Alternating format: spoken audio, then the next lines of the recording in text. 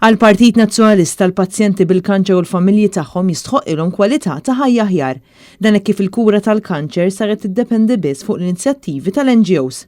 Il-kelliem għas-saħħa Stephen Spiteri, id-deputat Claudette Buttigieg u l-kandidat tal-elezzjoni ġenerali Ian Vassallo ħabru numru ta' proposti b'rabta mal-ġlieda kontra l-kanċer. Proposti li ħajatu ħajja aħjar, kwalità lill-familji u koll dawk li qed iduru bil-marit ser inkomplu iva ninvestu anke mill-oppożizzjoni f'dawn il-proposti illi jekk il-Partit Nazzjonalista jkun fil-Gvern ser iwettaq għal ġid tal-poplu Malti u Għawġi. L-ewwel objettiv tal-proposti tal-Partit Nazzjonalista huwa li tingħata l-aqwa kura lill-pazjenti bil-kanċer fejn jiġi allokat il-finanzjament neċessarju biex tiġi offruta l-kura mingħajr ħlas permezz ta' mediċini first line kif ukoll second line. Dan fil-waqt li jiġi aġġornat il-formularju.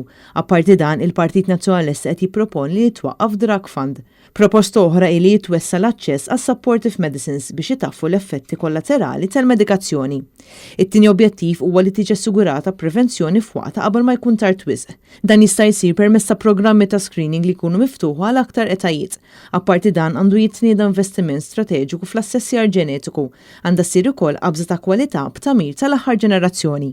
It-tielet objettiv huwa li jiġi offrut appoġġ holistiku biex tittaffa d-tbatija tal-pazjenti u l-familji tagħhom. Dan għandu jsir billi jinħoloq walk-in clinic li opera 24 siegħa kuljum.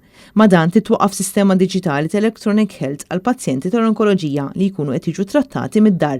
Barra minn hekk għandha tiġi introdotta sistema moderna ta' ambulatory chemotherapy sabiex il-pazjenti jkunu jistgħu jiġu assistiti minn djarhom stess. Proposta oħra li jibdew servizzi ta' appoġġ u terapija għal pazjenti u l-persuni l-oħra affettwati.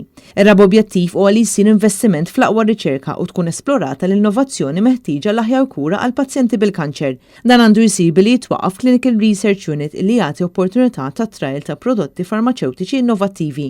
Għandu wkoll jiġi allokat budget annwali materjali sabiex il-Gvern jinvesti fl-innovazzjoni onkoloġika.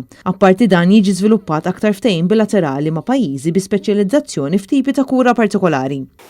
Laqdiet volontarji li jaħdmu f'dal-qasam għandhom ikunu l-imsieħba ewlenin tal-Gvern fis-sistema ta' servizz li jagħti u mhux jikkompetu għall-flus.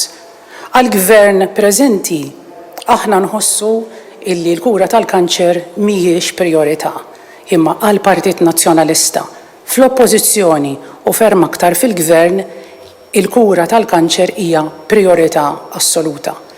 Permezz ta' dawn il-proposti li qed iressaq il-Partit Nazzjonalista, il-pazjent se jkollu iktar serħan il-moħħ. Il-pazjent ħantu iktar serħan tal-moħħ u lill-familja tiegħu biex hu jkun jista' iktar jiffoka fuq it-trattament u fuq dak li qed jieħu ħalli ovvjament ikollna iktar riżultati tajbin. Marija Franca Lanza, Annet News.